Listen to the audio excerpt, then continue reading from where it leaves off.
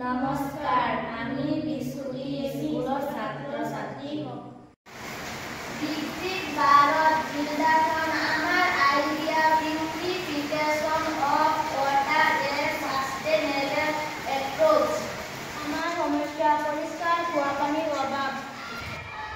Causes of the problem: lack of access to clean drinking water, 2 chemical contamination, 3 dependence on unreliable water sources, 4 not using water purification method.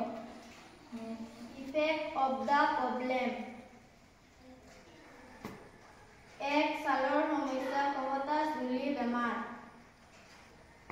2. পুষ্টিহীনতা।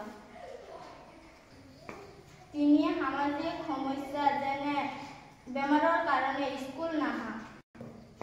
4. চিকিৎসাৰ নামত টকা